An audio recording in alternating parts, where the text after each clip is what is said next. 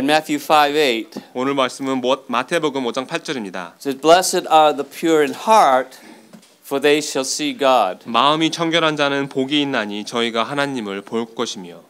And of all the blessings we have read about in the Beatitudes, this one seems to me to be the most exciting. 그동안 배워왔던 팔복 중에서도 저는요 이 축복이 가장 신나는 그런 축복인 것 같습니다. Do you want to see God? 여러분들 하나님을 보고 싶으십니까?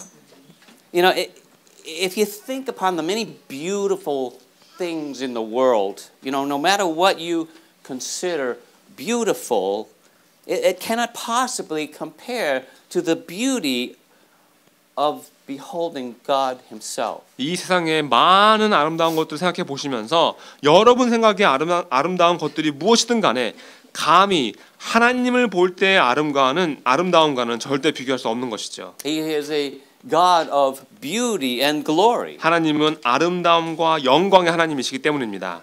But to see Him, you know, we've learned so far that, you know, we must come to God with empty hands, with nothing to boast about on our own. 하지만 그동안 배워왔던 것처럼 하나님을 보시려면 먼저 빈손으로 하나님께 나와야 하고 자기 스스로는 자랑할 것이 하나도 없다는 것을 인정해야 합니다. We must mourn over our spiritual condition and humbly seek Him and be satisfied in His righteousness and cry out for mercy. 우리 자신의 영적인 상태를 놓고 애통해야 하고 겸손하게 하나님께 여쭈시고 하나님의 의로 만족해야 하고 자비를 구하며 부르짖어야 합니다. How impossible it is to be pure in heart. 여러분들 마음이 절대로 청결할 수 없습니다. How hard it is to be holy. 거룩하는 것도 역시 너무 어려운 일입니다. To be pure in heart is to be holy. 마음이 청결한 것이 바로 거룩한 것입니다. But we're commanded, both the Old and the New Testaments, to be holy. 그런데 구약과 신약 둘 다 우리가 거룩해야 한다는 명령을 해줍니다. Peter tells us in 1 Peter 1, 베드로전서 1장에 보시면 베드로가 이렇게 말합니다. verses 14 through 16, says, "As obedient children, do not be conformed to the passions of your former ignorance, but as He has called you is holy, you also be holy in all your conduct. Since it is written, you shall be holy, for I am holy." 베드로전서 1장 14절부터 16절에 보시면 너희가 순종하는 자식처럼 이전 알지 못할 때에 줬던 너희 사욕을 본 삼지 말고 오직 너희를 부르신 거룩한 자처럼 너희도 모든 행실에 거룩한 자가 되라. 기록하였으되 내가 거룩하니 너희도 거룩할지어다 하셨느니라. So we as Christians are told to be holy in all of our conduct and conversation and character. 이렇게 우리 그리스도인들은 우리의 모든 행실과 대화와 성품이 거룩해야 한다고 했습니다. To be holy means to be set apart, to be separated, to be wholly consecrated to the Lord. 거룩하다는 것은 구분되어지는 것을 말합니다. 따로 떼어놓는 것이죠. 그리고 주님께 온전히 구별되는 것을 말합니다. The Lord told Israel in Leviticus 20 verse 26. 주님께서 이스라엘에게 이렇게 말씀하십니다. 레위기 20장 26절입니다. You shall be holy to me, for I, the Lord, am holy and have separated you from the peoples, that you should be mine. 너희는 내게 거룩할지어다. 이는 나 여호와가 거룩하고 또 내가 또 너희로 나의 소유를 삼으려고 너희를 만민 중에서 구별하였음이니라. Just as Israel in the Old Testament was chosen and separated unto God, we too are chosen to be God's own special and unique people. 구약의 이스라엘이 선택을 받고 하나님을 위해서 구별되었던 것처럼 우리 역시 하나님의 특별하고 유일한 백성으로 선택받았습니다. God is very possessive because we are His. 우리는 하나님의 것이기 때문에 하나님께서 우리를 소유하십니다. He owns us. 우리의 주인이시죠. He has called us, chosen us, and purchased us with the blood of Jesus Christ. 예수 그리스도의 피로 우리를 불러주시고 선택해 주셨고 사주셨기 때문입니다. We belong to Him not only because He created us, but because He saved us also, and He redeemed us. 우리를 창조해 주셨을 뿐 아니라 우리를 구원하시고 우리를 구속해 주셨기 때문에 우리는 주님께 속한 자들입니다. And those who are His, we are expected to be like Him. You know, because we're made in His image. 그리고 주님의 소유인 사람들로서 우리는 주님의 형상대로 만들어진 자들이기 때문에 주님을 닮아야만 합니다. It's a distorted image, marred by sin. 하지만 죄로 인해 더럽혀지고 뒤틀어진 형상이죠. It doesn't change the fact that God is holy. 물론 그렇다고 해서 하나님께서 거룩하시다는 사실이 변하지 않습니다. And we are to be holy. 그리고 우리 역시 거룩해야만 합니다. So what exactly does that mean? 이 말은 도대체 그러면 정확히 어떤 뜻일까요? And how can we be holy? 어떻게 하면 거룩할 수 있을까요? It's a work of God. 하나님께서 이루어주시는 일이죠. And God is holy, unlike any other creature. 하나님은 다른 어떤 피조물과도 달리 거룩하십니다. His nature. 하나님의 본성이 One 거룩하십니다. of His primary attributes. 하나님의 주 본성 중에 하나이죠. It means He's unique and set apart from all other things. 거룩하다는 것은 하나님은 유일하시고 다른 어떤 것과도 구분된다는 것입니다. There's nothing else like God. 하나님과 같은 것은 절대 없기 때문이죠. Like I said, to be holy means to be separate. 거룩하다는 것은 구별되는 것을 말합니다. And when you say God is holy, you're talking about His unique separateness and His transcendent glory and His perfection and His infinite purity. 그래서 우리가 하나님이 거룩하시다라고 말할 때는 하나님의 그 유일하심과 구분되어지심과 가장 뛰어난 영광을 갖고 계심과 완벽하심과 무한하게 청결하신 것에 대한 이야기를 하게 되는 겁니다. He is utterly unlike we are. 우리와는 너무나도 다른 그런 분이신 겁니다. And for us to be holy is not something we can totally do on our own. 또 우리가 거룩하다는 것은 우리 힘으로는 절대로 할 수 없는 일입니다. We certainly have learned this from these lessons from the Beatitudes. 자, 이 산상보원의 팔복 이야기를 통해서 이런 것들을 배워왔죠. We have no holiness, no righteousness, no worthiness, no favorable qualities on our own to please God with. 우리 안에는 거룩한 것이 없습니다. 의로운 것도 없고 합당한 것도 없고 우리 스스로 하나님을 기쁘시게 해드릴 수 있는 좋은 것이 하나도 없는 겁니다. Whatever we have to please God is imparted to us as a gift, and even the faith and the desires to have them come from God. 우리 안에는 하나님을 기쁘시게 해드릴 것이 아무것도 없고 무엇인가 있다면 그것은 하나님께서 주신 선물입니다. 믿음도 그렇고 그런 것을 갖고 싶어하는 그런 마음까지도 하나님께서 주신 겁니다. That's why we approach God asking for His mercy and come to Him through the Lord Jesus Christ, who procured that mercy for us at the cross. 그래서 우리가 자비를 구하면서 하나님께 나와야 하고 주 예수 그리스도를 통해서 와야 하는 겁니다. 예수님께서 십자가를 통해서 우리에게 그 자비를 주셨기 때문입니다. So today we want to look at an account in the Old Testament of someone who saw God. 오늘은 하나님을 봤던 구약에 있는 어떤 분에 관한 이야기를 살펴보겠습니다. Let's turn to Isaiah 6. 이사야 6장을 펴시기 바랍니다. Now Isaiah actually what Isaiah saw was a vision. 사실 이사야가 본 것은 이상이었습니다. We're told that in chapter 1. 1장에 나오는 말씀이죠. Now vision it's not the same as a dream. 이상이라는 것은 꿈과는 다릅니다.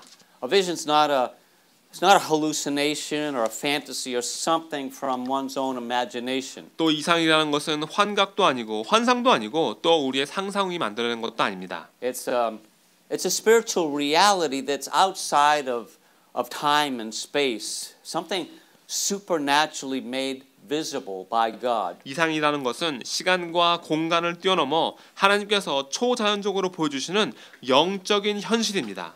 And that's why when the Apostle Paul had a vision in 2 Corinthians 12, he's rather confused about the nature of how he saw what he saw. 그래서 고린도후서 12장에 보시면 사도 바울이 이상을 봤을 때 자신의 본 것이 어떤 것이었고 어떻게 봤는지를 모르겠다고 한 이유가 그겁니다. He said, whether in the body or out of the body, I do not know. God knows. 그가 몸 안에 있었는지 몸 밖에 있었는지 나는 모르거니와 하나님은 아시느니라 했습니다. It was a reality that only God could give him. 이렇게 하나님만이 주실 수 있는 실제 상황이죠. And a similar thing we see with Isaiah and his vision of seeing God. 이사야와 그가 하나님을 본 그 이상을 통해서도 우리가 그와 비슷한 점을 찾을 수 있습니다. And when we say that Isaiah saw God, or Moses, that Moses saw God, or that anyone saw God, we might think that it's talking about seeing God the Father, the first person of the triune God or the Trinity. 이사야가 하나님을 봤다. 또 모세가 하나님을 봤다고 말할 때 어떤 사람들은 하나님을 봤다고 하나님을 봤다 또는 삼위일체 하나님의 첫 번째이신 하나님 아버지를 본 것이라고 생각할 수 있습니다. But we're told in John 1:18 that it's actually God the Son that was seen, not God the Father. 하지만 요한복음 1장 18절에서 보시면 그가 본 것은 하나님 아버지가 아니라 성자 하나님이라는 것을 알 수 있습니다. It says no one has ever seen God at any time. The only begotten God who is in the bosom of the Father, he has made him known. 본래 하나님을 본 사람이 없으되 아버지 품속에 있는 독생하신 하나님이 나타내셨느니라. Now this is of course referring to the Lord Jesus. 이건 물론 예수님을 말하는 겁니다. So who did the prophet Isaiah see when he had this vision? 그렇다면 이 선지자가 이상에서 봤다고 한 그 하나님은 누구였을까요? It was the pre-incarnate Christ in his glory before coming to earth in his humanity. 육신을 입고 이 땅에 오시기 전에 성육신 하시기 전에 그리스도를 그가 영광 중에 본 것입니다. And this is confirmed in John chapter 12. Verses 41 to 43, speaking of Jesus. 그래서 요한복음 12장 41절에서 43절에 보시면 예수님께서 이렇게 말씀해 주시면서 확언해 주십니다. It says Isaiah, he said these things because he saw his, that is Jesus, glory and spoke of him. Nevertheless, many even of the authorities believed in him, but for fear of the Pharisees they did not confess it, so that they would not be put out of the synagogue, for they love the glory that comes from man more than the glory that comes from God. 예수님에 대한 말씀이었습니다. 이사야가 이렇게 말한 것은 주의 즉 예수님의 영광을 보고 주를 가리켜 말한 것이라. 그러나 관원 중에도 저를 믿는 자가 많되 바리새인들을 인하여 드러나게 말하지 못하니 이는 출애를 당할까 두려워함이라. 저희는 사람의 영광을 하나님의 영광보다 더 사랑하였더라. Well, we want to see in our story this morning the glory of God. 우리 역시 오늘 아침 이야기를 통해서 하나님의 영광을 보고 싶습니다. So keep in mind this passage, so you'll remember that this is God the Son Isaiah is having a vision of. 그래서 이사야가 이 이상에서 성자 하나님을 본 것이라는 사실을 잘 기억하시면서 오늘 공부를 하시기 바랍니다. So we're going to read Isaiah 6 verses 1 through 8. 이사야서 6장 1절부터 8절 말씀을 읽겠습니다. I'll go ahead and read it in English first.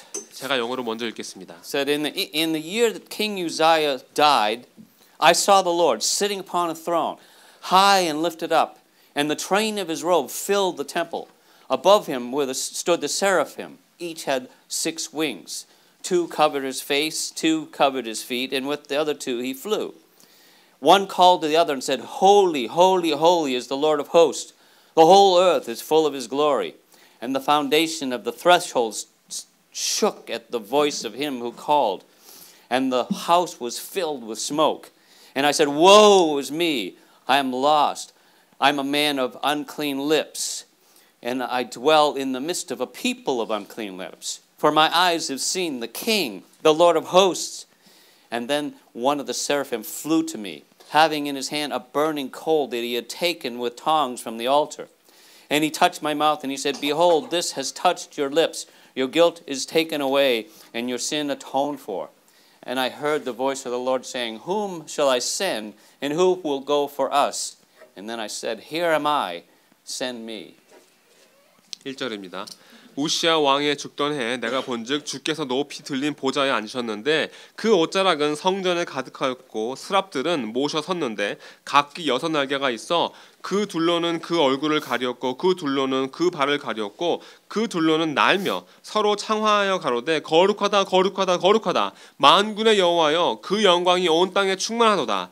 이같이 창화하는 자의 소리로 인하여 문지방의 터가 요동하며 집의 연기가 충만한지라. 그때 내가 말하되 화로다 나여 망하게 되었도다. 나는 입술이 부정한 사람이요 입술이 부정한 백성 중에 거하면서 만군의 여호와이신 왕을 배웠음이로다. 때에 그 스라베 하나가 화저로 단에서 취한 바 핀 숯을 손에 가지고 내게로 날아와서 그것을 내 입에 대며 가로되 보라 이것이 내 입에 닿았으니 내 악이 제하여졌고 내 죄가 사하여졌느니라 하더라. 내가 또 주의 목소리를 들은즉 이르시되 내가 누구를 보내며 누가 우리를 위하여 갈꼬 그때 내가 가로되 내가 여기 있나이다 나를 보내소서. Okay, well, I'm sure these are familiar verses. Let's just walk through them together. 여러분들 다 잘 아시는 이야기일 거라 생각합니다. 함께 이야기 살펴보겠습니다. We've actually referenced these verses 3 or 4 times already in our countercultural living study here. 실제로 문화를 거스르는 이 삶에 대한 공부를 하면서 벌써 3-4번 정도 인용했던 말씀이죠. Let's unpack them here a little 이 bit. 말씀을 하나하나 분석해 보겠습니다. Let's talk about the background before we go into the details of the vision. 이 이상에 대해 자세히 알아보기 전에 먼저 배경 지식을 알려드리겠습니다. The context is that the land of Israel had forsaken God. 오늘 말씀의 문맥은 이스라엘이 하나님을 버린 것입니다. They were in rebellion against him. 현재 하나님께 반항하는 상태였습니다. In fact, listen to how they are described in chapter 1 verses 2 through 4. 이사야서 1장 2절부터 4절에 그들이 어떻게 묘사되어 있는가 보시기 바랍니다. Hear, O heavens, and give ear, O earth, for the Lord has spoken. Children I have reared and brought up, but they have rebelled against me. The ox knows its owner, and the donkey its master's crib. But Israel does not know. My people did not understand.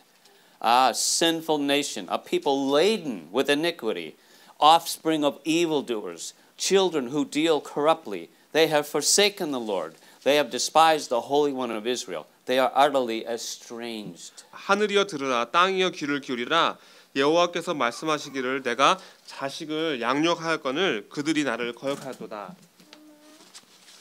소는 그 임자를 알고 나귀는 주인의 구유를 알건만은 이스라엘은 알지 못하고 나의 백성은 깨닫지 못하였노다. 슬프다 범죄한 나라여 허물진 백성이요 행악의 종자여 그 행위가 부패한 자식이로다. 그들이 여호와를 버리며 이스라엘의 거룩한 자를 만홀히 여겨 멀리하고 물러갔도다. Okay, well, it sounds a lot like our world and our culture today, doesn't it? 요즘 우리 세상과 우리의 문화와 아주 비슷하지 않습니까? And I often wonder how we can continue to avoid the judgment of God, much longer. 저는 우리가 더 이상 하나님의 심판을 어떻게 피할 것인가 자주 궁금해합니다. We're beginning to see the judgment, His judgment on the horizon. 조금씩 주님의 심판이 시작되는 것을 볼 수 있습니다. The blessing of God is no longer on this nation. 하나님의 축복이 더 이상 이 나라에 있지 않습니다. We've become so corrupt, just as Israel did. 이스라엘처럼 이 나라는 타락했습니다. John MacArthur comments on this. He says, God is right now judging this nation, having turned it over to sexual sin, which dominates our society. 존 맥카터라는 분이 이렇게 말씀하십니다. 하나님께서 지금 이 나라를 심판하고 계십니다. 이 나라를 성적인 죄에 넘기셨습니다. To homosexual sin, which is gaining an even stronger foothold and sinks us deeper, even deeper into degradation. And finally to a reprobate mind, where the people who are supposed to be able to sort out our issues, that have discernment and wisdom, have minds that are no longer able to grasp the truth of God. 이 성적인 죄가 이 사회를 장악했습니다. 동성애가 점점 더 그 세력을 더하고 있습니다. 우리는 점점 더 바닥으로 가라앉고 있습니다. 그리고 우리의 문제들을 해결해주고 지혜와 분별력을 갖고 있어야 되는 우리를 권면해야 되는 사람들까지도 그 세력이 뻗쳤습니다.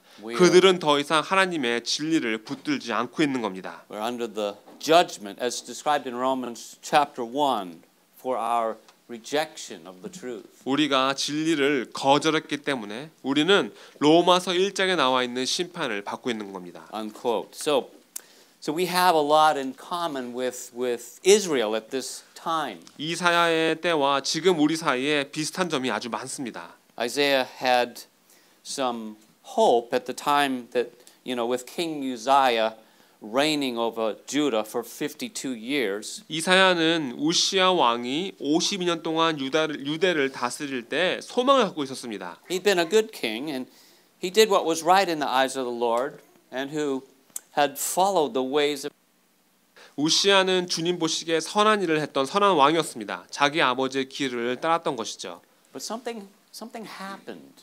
그런데 어떤 일이 생깁니다. During his reign, Judah became very prosperous, very strong. 그가 다스리는 동안 유다는 아주 번영했고 강해졌습니다.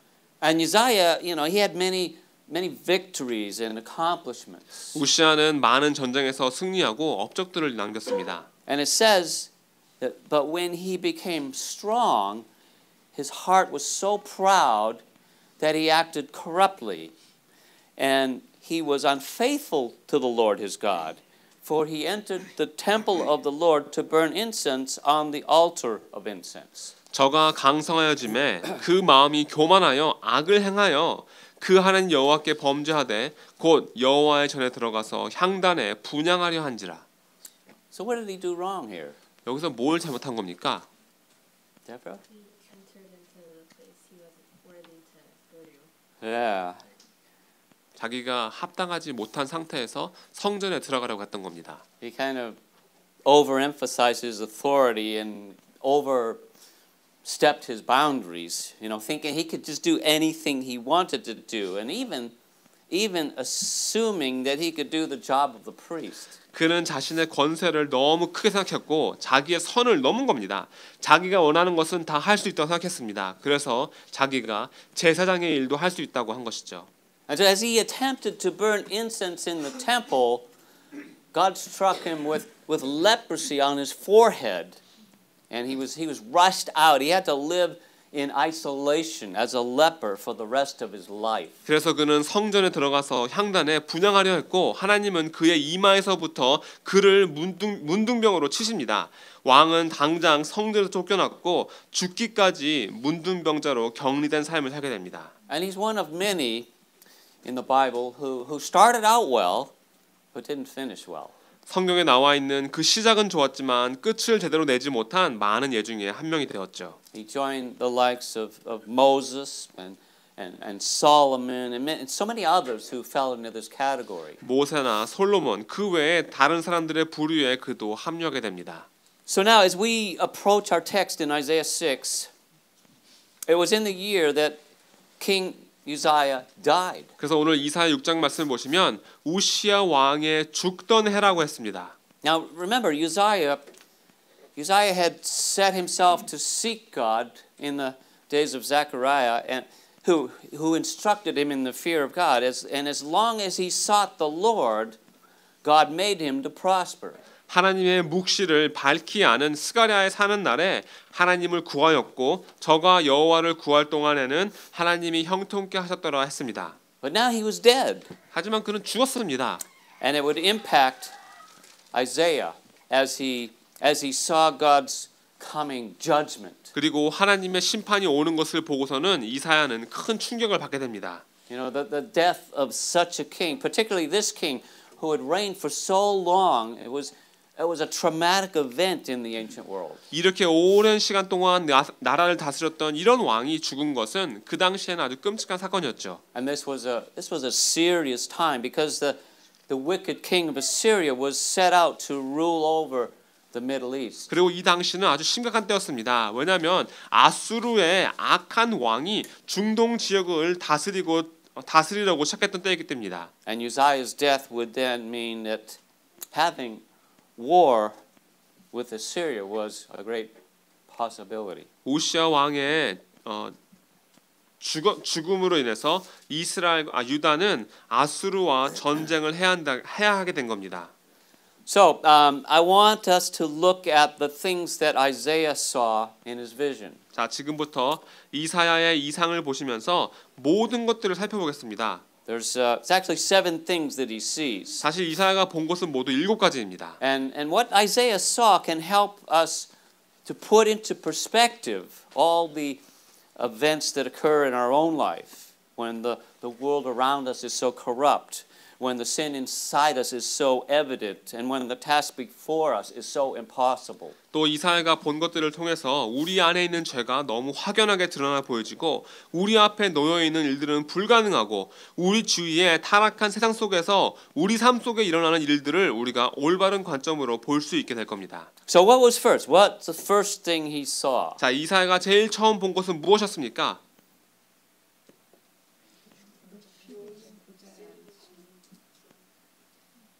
The king on a throne. Okay. The first thing that he saw was the sovereign king of the universe on his throne. Right? 그가 제일 처음 본 것은 보좌에 앉아 계시는 우주의 주권자 왕이셨습니다. And Isaiah, I mean, he needed to see that just because King Uzziah is no longer on his earthly throne, that God, actually King Jesus, was still on his heavenly throne.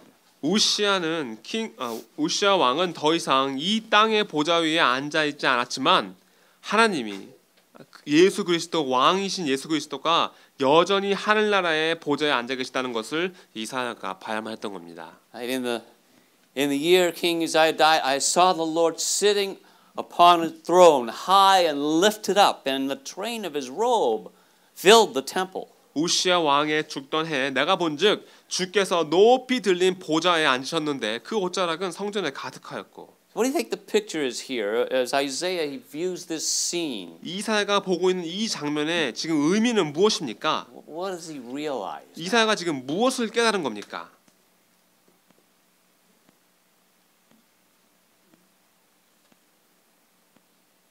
A lot of chaos going around, right? 지금 아주 혼란스러운 그런 때였죠. It threatened the land. And Isaiah, what did he see? He saw a God of order and power. 그들을 위협하는 이런 혼란 속에서 이사야는 질서와 능력의 하나님을 본 겁니다. He saw the authority of God ruling over the affairs on earth. 이 땅의 모든 것들을 다스리시는 하나님의 주권과 그 권위를 본 것이죠. What about this picture of the train of his robe? 여기 나오는 이 옷자락이라는 것은 또 무슨 의미입니까? What does this tell us about him? 어떤 것을 우리에게 말해주고 있는 겁니까?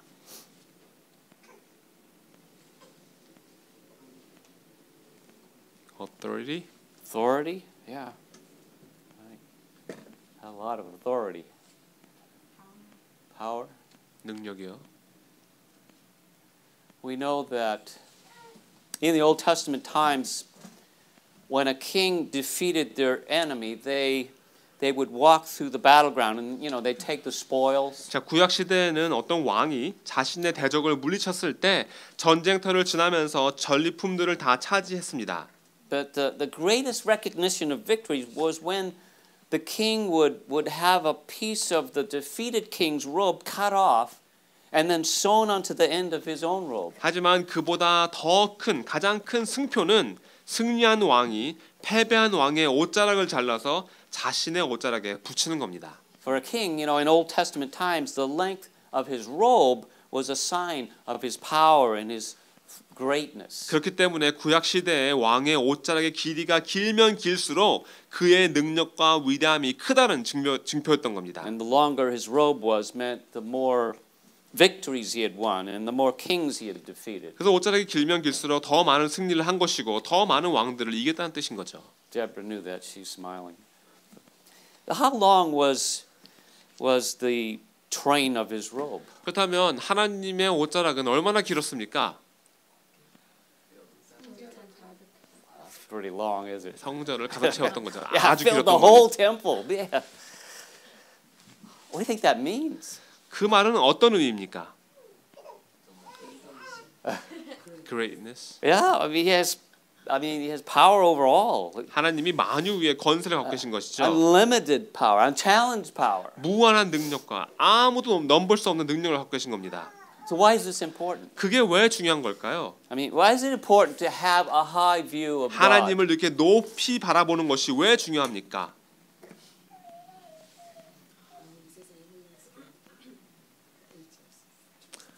No matter how chaotic the world is, you can still continue trusting in the Lord. Yeah. Amen. Your view of God is the foundation of your life. 하나님을 어떻게 보느냐가 여러분 삶의 기반이 되어지기 때문입니다. You know, and if you understand who God really is, you know, it will affect everything that you do. 하나님이 정말 어떤 분이신지를 아신다면 여러분들이 하시는 모든 일에 영향을 받게 될 것입니다. And, you know, like they say, if you have a big God, you'll have small problems. 제가 말씀드린 것처럼 여러분이 큰 하나님을 갖고 계시다면 여러분들의 문제들은 작게 보일 것입니다. And conversely, if you have a small God, guess what? You'll have big problems. 반대로 작은 하나님을 갖고 계시다면 여러분들은 큰 문제들을 얻게 될 것입니다. But we have a God who is worthy to be worshipped. 우리 하나님은 경배받으시기에 합당하신 분이시죠. And verse 2 introduces the next thing that Isaiah sees. 2절에 보시면 이사야가 그 다음으로 본 것이 나옵니다. What is it? 무엇이었습니까? Seraphim. 스랍이었죠. Worshipping above, right? 위에서 경배하고 있는 스랍들이었습니다. And you know, you might be thinking, what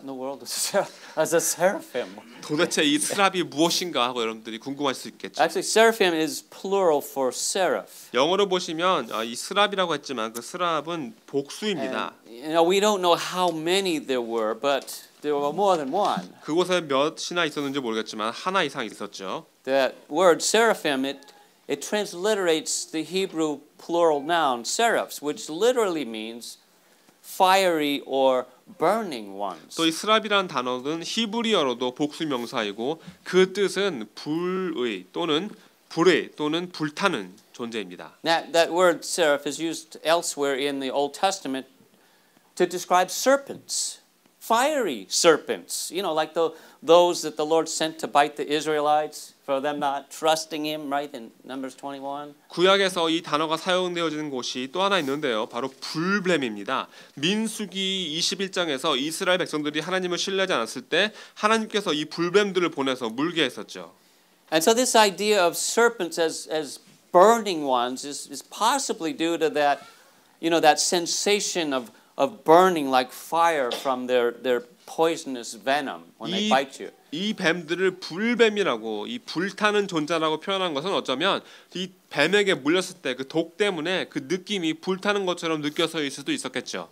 But Isaiah is the only one to use this word to describe celestial beings. 하지만 이 단어를 천상의 피조물을 묘사하는 데 사용한 사람은 이사야뿐입니다. No other place are these angelic beings mentioned. 또 다른 곳에서는 이 스랍이라는 존재가 언급되지 않습니다. By name anyways. There may be some indirect references to the seraphim in other passages, like such as Psalm 104 verse 4, which is also quoted in Hebrews 1:7. 그 이름은 나와 있지 않을 수 있지만 시편 히브리서 1장 7절에서 인용하고 있는 시편 104편 4절에 보시면 이 스랍들이 간접적으로 인용된 걸 수도 있습니다. It says he makes his messengers winds, his ministers a flaming fire.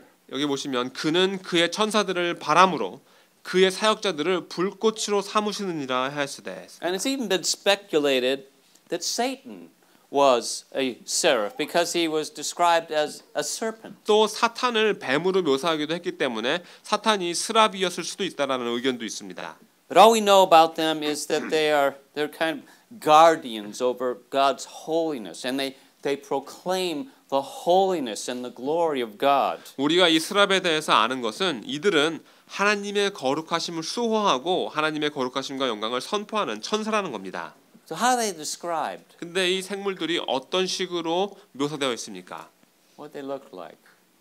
어떻게 생겼습니까?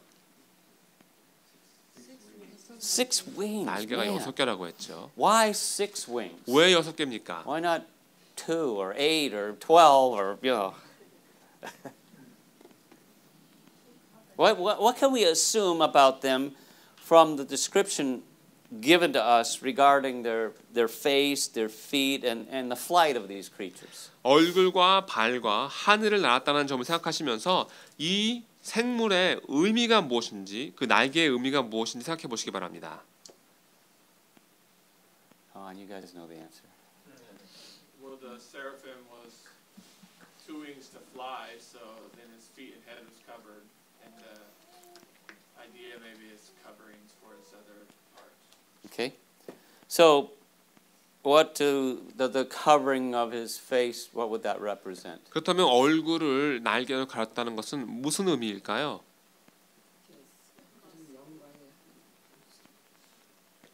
The seraphims could not see the glory of God. Okay.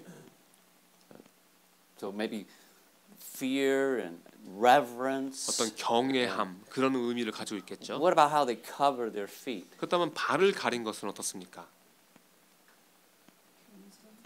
Humility, humbleness, Humbleness, submission, 순복하는 것이요. and of course with the other two they fly, so that would indicate how they are able to serve God, right? 그리고 나머지 날개 해주는 그 날개 두 날개는 그들이 섬길 수 있게 해주는 도구가 되겠죠. So basically they're reverent, humble servants, and look at verse 3 how they serve.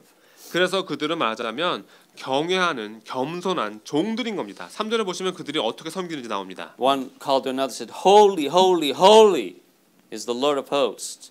The whole earth is full of his glory." 서로 창화하여 가로되 거룩하다 거룩하다 거룩하다 만군의 여호와여 그 영광이 온 땅에 충만하도다 했습니다. And more literally this should read, "The fullness of all the earth is his glory." 좀 더 직역을 하면 온 땅의 모든 충만함이 여호와의 영광이로다라고 번역해야 합니다. Vines says it should be rendered, "His glory is the fullness of the whole earth." 또 바인 성경사전에 보시면 하나님의 영광이 바로 온 땅의 충만함이라고 읽어져 된다고 했습니다. We can certainly see that. The next thing Isaiah is made aware of is the spectacular glory of the Lord's holiness. 그 다음으로 이사야가 깨달은 것은 하나님의 그 거룩하심의 놀라운 영광입니다.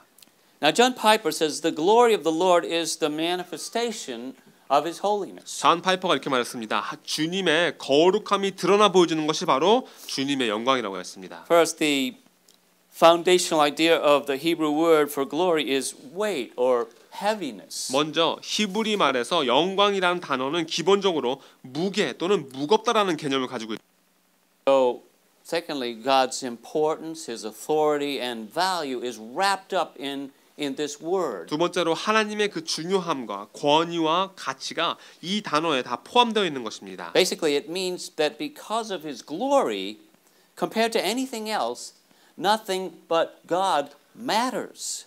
이 말은 쉽게 하자면 다른 어떤 것과 비교해도 하나님의 그 영광 때문에 하나님 외에는 아무런 의미가 없다는 뜻입니다. When confronted with God, everything in and around your life changes. 하나님을 만나게 되면 여러분 삶의 내적인 그리고 외부적인 모든 것이 다 바뀌게 됩니다. Unquote.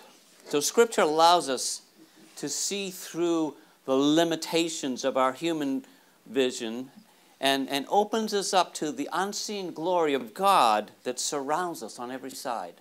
이 말씀이 인간의 그 시력의 한계를 통해서 우리를 완전히 둘러싼 하지만 보지 못하는 영광을 볼 수 있게 해주는 겁니다. And this glory is proclaimed by the seraphim. 그리고 이 스랍들이 그 영광을 선포하고 있는 것이죠. Why is it they proclaim the Lord as holy, holy, holy? 왜 주님을 거룩하다, 거룩하다, 거룩하다라고 선포했을까요? Why thrice holy? 왜 세 번이나 거룩하다고 했을까요?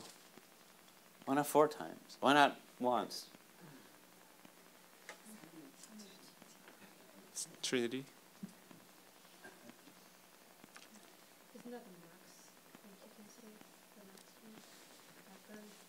그 옛날에는 그게 최고로 말할 수 있는 방법이 아니었을까요?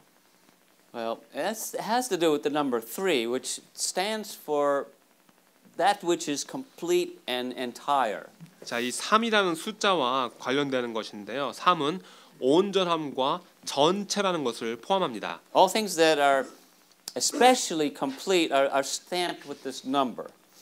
특별히 이 온전한 것을 말하는 모든 것들은 다 3이라는 숫자와 연관됩니다. For example, God's attributes are omnipotence, omniscience, and omnipresence. 예를 들면 하나님의 그 특성은 전능하시고 전지하시고 무소부재하신 것이죠. His nature is spirit, light, and love. 또 하나님의 본질은 영이시고 빛이시고 사랑이십니다. The Lord was and is and always shall be. 주님은 과거에도 지금도 앞으로도 그러십니다. You know, these are all the great divisions of time, past, present, and future. 또 시간도 쉽게 나눌 수 있습니다. 과거와 현재와 미래로 나눌 수 있습니다. There's so many of them. You know, thought, word, and deed complete the sum of human capability. 또 인간의 그 능력이라는 것도 생각과 말과 행위로 완전히 다 설명할 수 있죠. So when we look at the scriptures, the number 3 marks divine completeness or perfection. 그리고 말씀에 보시면 이 3이라는 숫자는 신성의 하나님의 온전하심 그리고 완벽하심을 뜻합니다. What are some other 3s in the Bible? 성경에 나오는 3이라는 숫자가 또 무엇이 있을까요?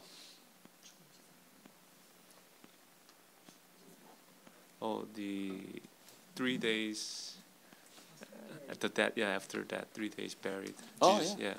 Right.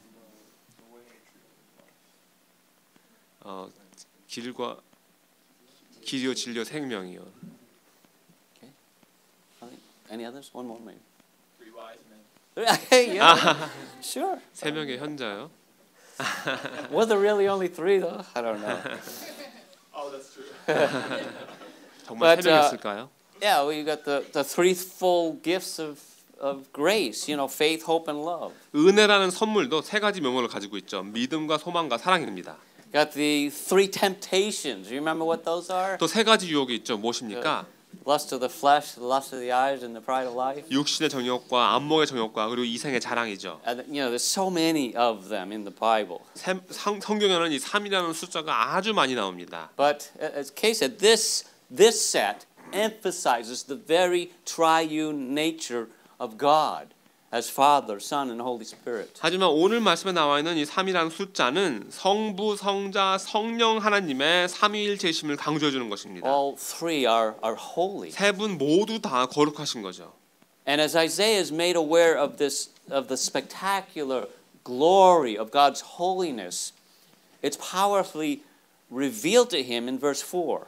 그리고 이사야는 이런 하나님의 거룩하심의 그 놀라운 영광을 깨닫게 되는데요. 4절에 그 큰 능력을 느끼게 됩니다. The foundations of the threshold shook at the voice of him who called, and the house was filled with smoke. 이같이 창화하는 자의 소리로 인하여 문지방의 터가 요동하며 집의 연기가 Now, do you think that there's perhaps an element of fear involved here? 여기서 지금 이사야가 두려움을 느끼고 있었을까요? What would you do if this place filled with smoke? 여러분들 이 장소가 지금 다 연기로 가득하다면 어떨 것 같습니까? I mean, their praise was so powerful that it shook the very thresholds, the foundations of the temple. 이 스랍의 찬양이 너무 그 능력이 커서 성전의 문지방과 기반까지 다 흔들린 겁니다. And filled the place with smoke. 그리고 온 전체가 그 연기가 충만하다고 했죠.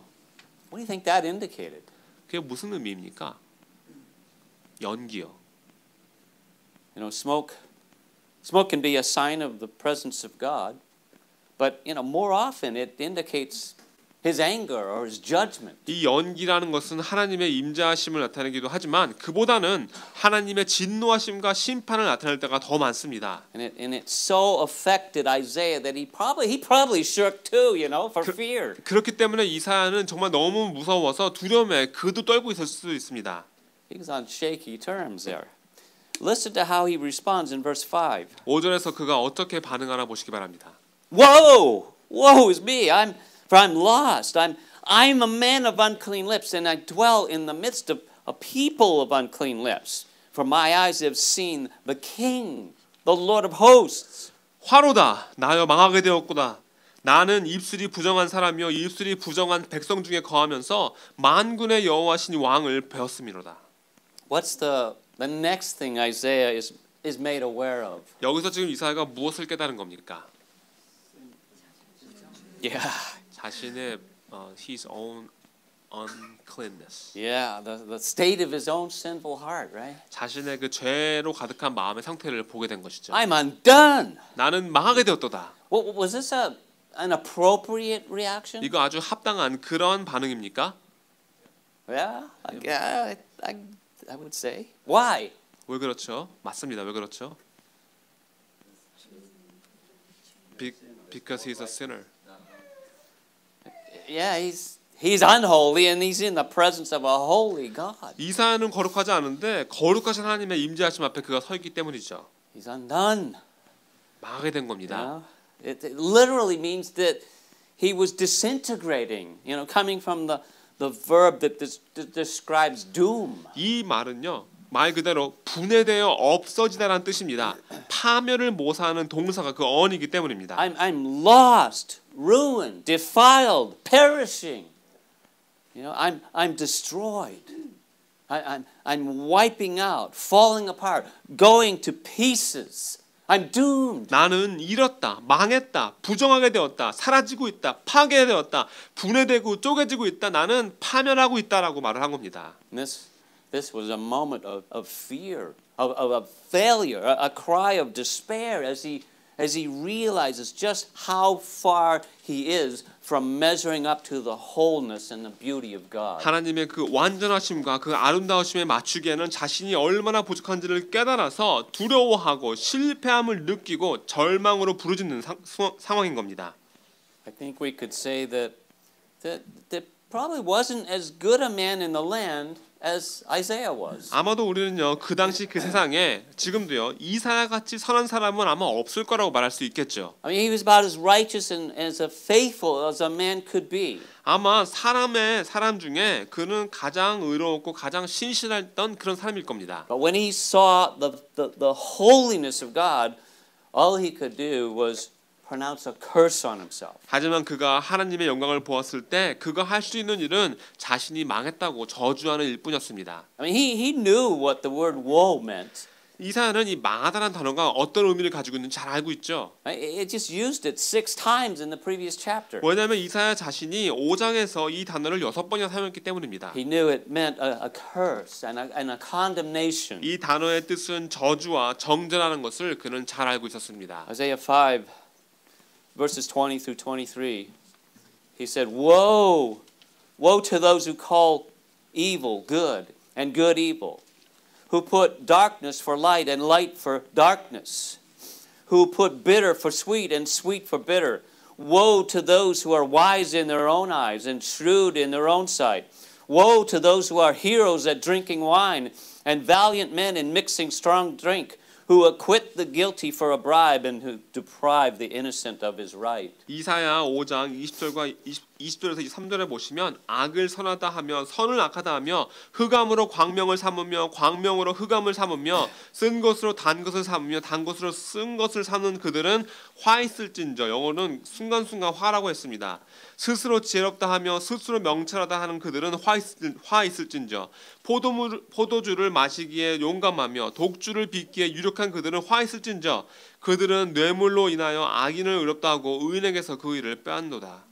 And this described the woeful condition of the culture around him, much like our culture today. 이걸 보면 이사야 그 주위의 문화의 상태가 얼마나 끔찍했는지 정말 요즘 세대와 같았다는 것을 Isaiah saw the severe judgment on his people. 이사야는 자기 백성이 이제 끔찍한 심판을 당할 것이라는 것을 보게 된 겁니다. And Isaiah saw himself in peril, being in the presence of a holy God. 그리고 죽어가고 있는 것 같은 상태에서 거룩하신 하나님의 그 임재하심 앞에 그가 지금 서 있는 겁니다.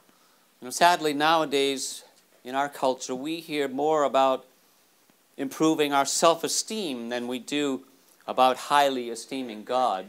불행히도 오늘날 우리 문화 속에서는 우리 자신의 자존심을 높이는 것에 대한 이야기만 많이 하지 하나님을 옳게 높게 바라는 것에 대한 이야기는 하지 않습니다. Books and websites and doctors and counselors all extol the idea of empowering the individual person to improve their view of themselves. 책들과 웹사이트들과 박사들과 상담자들은 그리고 모든 사람들이 다 누구한테 뭔가 힘을 줘서 그 사람의 자신감이 올라가게 만드는 일은 아주 칭송하고 있는 겁니다. And we're told that we must feel good about ourselves or we will become insecure. 또 자기 스스로에 대해서 아주 마음이 자신만만하고 기분이 좋아하지 않으면 불안한 상태가 된다고 말합니다. We want to be accepted, affirmed, appreciated, and acknowledged. 인정받고 싶고 칭찬받고 싶고 감사받고 싶고 알아주기를 원합니다. And we're taught that we are entitled to have our individual needs met. 그리고 자기 스스로 개인적인 필요를 채울 수 있는 그런 권한이 있다고 생각합니다. And that we must love ourselves before we can love others. 다른 사람을 사랑하기 전에 스스로를 먼저 사랑해야 한다고 가르칩니다. And so we find ourselves becoming more and more self-absorbed, self-sufficient, and self-centered. 결국 우리는 점점 더 자기 스스로만 생각하고 스스로 채우려고 하고 자기 중심적으로 되어가는 겁니다. The Bible diagnoses this problem as a problem with the human heart. 성경에서는요 이것을 인간의 마음의 문제라고 진단합니다. The heart is naturally inclined towards self and self-love, and the Bible pronounces the heart as deceitful and desperately wicked. 우리의 마음은 본능적으로 자신을 사랑하게 되어 있고요. 성경에서는 사람의 마음은 거짓되고 심히 부패했다고 했습니다. And the question for us should be, how can we become less absorbed and focused on ourselves? 우리 스스로에게 해야 되는 질문은 그렇다면 자기 자신에게 초점을 덜 맞추고 덜 생각하는 방법이 무엇인가입니다. And the answer is to be confronted with a holy God. 그리고 그 답은 거룩하신 하나님과 만나는 것이죠. Right? Earlier in chapter 1 verse 18, Isaiah proclaimed, "Come now, let us reason together," says the Lord. "Though your sins are like scarlet, they shall be as white as snow. Though they are red like crimson, they shall become as wool." 이사야서 1장 18절에서 여호와께서 말씀하시되 오라 우리가 서로 변론하자. 너희 죄가 주홍 같을지라도 눈같이 희어질 것이요 진홍같이 붉을지라도 양털같이 되리라 했습니다. So now Isaiah is confronted with the scarlet, crimson sins of his own. 이제 이사야는 자신의 죄에 그 주홍 같은 죄에 그 진홍같이 붉은 것을 보게 된 겁니다. And he confesses basically that he has a filthy mouth. 그리고 자신의 더러운 입이 있다는 것을 고백합니다. Why the mouth? 왜 입입니까?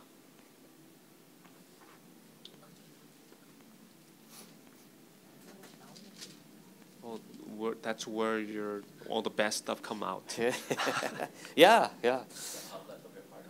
Yeah, outlet of your heart. What comes out of your mouth defines and identifies what's in your heart. 왜냐하면 입으로 나오는 것이 여러분들 마음속에 있는 것이 무엇인지 알려주는 것이기 때문입니다. Out of the abundance of the heart, the mouth speaks, Jesus said. 예수님께서 마음에 가득한 것을 입으로 낸다고 말씀하셨죠. And unclean lips means an unclean heart. 그렇기 때문에 부정한 입술은 부정한 마음인 겁니다. But the best thing about Isaiah was his mouth. You know, that he spoke for God. But even his mouth needed to be cleansed. 그런데 이사야가 가지고 있는 최고의 장점이 바로 입 아니었습니까? 왜냐하면 그는 하나님의 대변자였기 때문이고요. 그럼에도 불구하고 그런 그의 입 역시 정결케 되어야 했습니다. Even his mouth was rotten. 그의 입도 썩었던 겁니다. So, does Isaiah ask God for help? 근데 이사야가 이런 상황에 하나님께 도움을 요청합니까? Does he plead with God? 하나님께 애원하는 모습을 볼 수 있습니까? No. 아니죠. No, God now takes the initiative to redeem him. 하나님께서 그를 구원하시기 위해서 먼저 역사를 시작하십니다. What is Isaiah now made aware of? 그래서 이사야가 이제는 무엇을 깨닫습니까? Verses 6 and 7 here. 6절과 7절에 나오죠.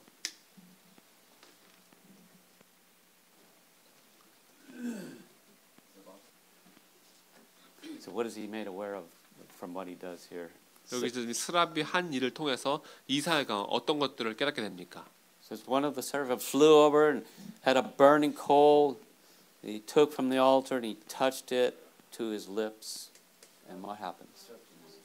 His guilt is taken away. His sin is atoned for. And what is he made aware of? He's made aware of the saving grace of God. 이사야는 지금 하나님의 구원하시는 은혜를 체험한 겁니다. Could Isaiah do anything on his own to take away his guilt? 자신의 악을 제하기 위해서 이사야가 할 수 있는 일이 있었나요? Could he atone for his own sin? 자기 스스로의 죄를 사할 수 있습니까? No. Where did the burning coal come from that cleansed his guilt? 이사야의 악을 제하여 준 이 불타는 숯은 어디에서 왔습니까? Yeah, the altar, right. 제단에서 단에서 왔다고 What 했죠. does the altar represent? 이 제단의 의미는 무엇입니까? Sacrifice of Christ. Okay. 그리스도의 희생이요, Offering, yeah. 제물 드리는 것이요. Ironside says that the altar ultimately pictures the altar of sacrifice, which prefigured the cross. That live coal told of the fire of judgment having burned itself out upon the offering. 아이언사이드에서 제단이란 궁극적으로 희생의 제단, 즉 십자가를 상징하는 것이라고 했습니다. 심판의 불이라 불리는 이 핀 숯, 즉 불타고 있는 이 숯은 자기 스스로를 태워서 그 자체로 제물이 되는 존재입니다. Raymond Ortland comments that the burning coal belongs to the place of sacrifice and atonement and forgiveness. 레이먼드 올트런이라는 분은 이 불타는 숯은 희생과 죄사함과 용서의 장소에 속했다고 했습니다. But this holy thing touches Isaiah's dirty mouth and it does not hurt him, it heals him. 하지만 이 거룩한 것이 이사야의 더러운 입술에 닿았을 때 이사야가 고통스러워한 것이 아니라 오히려 치유를 받습니다. And what we must see in the context of the whole Bible is that this burning coal symbolizes the finished work of Christ on the cross. 그렇기 때문에 성경 전체의 문맥을 봤을 때 이 불타는 숯은 십자가에서 그리스도께서 다 이루어주신 그 일을 상징하는 겁니다. Jesus took our pain and our sin and our shame. 예수님께서 우리의 아픔과 죄와 부끄러움을 가져가 주신 So 겁니다. how does Isaiah respond to this? 여기에 이사야가 어떻게 반응합니까? Final thing. 마지막으로 본 것이 무엇입니까? 하나님의 능력이요. The final thing that he sees is, the sending power of God. 능력으로 보내주시는 하나님을 본 것이죠. Verse 8, I heard the voice of the Lord saying, Whom shall I send? Who will go for us? And then I said, Here am I, send me. 그때 또 주의 목소리를 들은즉 이르시되 내가 누구를 보내며 누가 우리를 위하여 갈꼬 그때 내가 가로되 내가 여기 있나이다 나를 보내소서. Isaiah was asked by the Godhead here, Who will go for God? 누가 하나님을 위해 갈 것인가 하고 하나님 성부 성자 성령 하나님께서 이사야에게 물으신 겁니다. Could Isaiah have given any other answer than the one he did? 그렇다면 여기서 이사야가 지금 이 답 외에 다른 답을 할 수 있었을까요? When you realize what it cost Jesus to leave his place of glory as king and come down as a servant to die for your sins, can you say anything other than, Here am I, Lord, send me? 왕이신 예수님께서 영광의 자리를 버리시고 이 땅에 종의 형상을 입고 오셔서 여러분들의 죄를 위해 죽으셨다는 것을 깨달았는데 내가 여기에 있나이다 나를 보내소서라는 답 외에 다른 말을 할 수 있을까요? And for this reason we've been made Christ's ambassadors. 바로 그 이유 때문에 우리는 그리스도의 대사가 된 겁니다. He has exchanged our sin for God's righteousness. 우리는 죄를 하나님의 의와 우리의 죄를 하나님의 의와 교체해 주셨습니다. And we've been given the ministry of reconciliation as though God was speaking through us, through our mouth. 마치 하나님께서 우리의 입을 통해서 말씀하시는 것처럼 하나님께서 우리에게 화평케 하는 사역을 주셨습니다. How about your mouth? Has it been fixed? 여러분들의 입은 어떻습니까? 고침을 받았습니까? So that you can speak to others about God's goodness and glory. 하나님의 선하심과 하나님의 영광을 여러분들의 입으로 다른 사람들에게 전하실 수 있으십니까?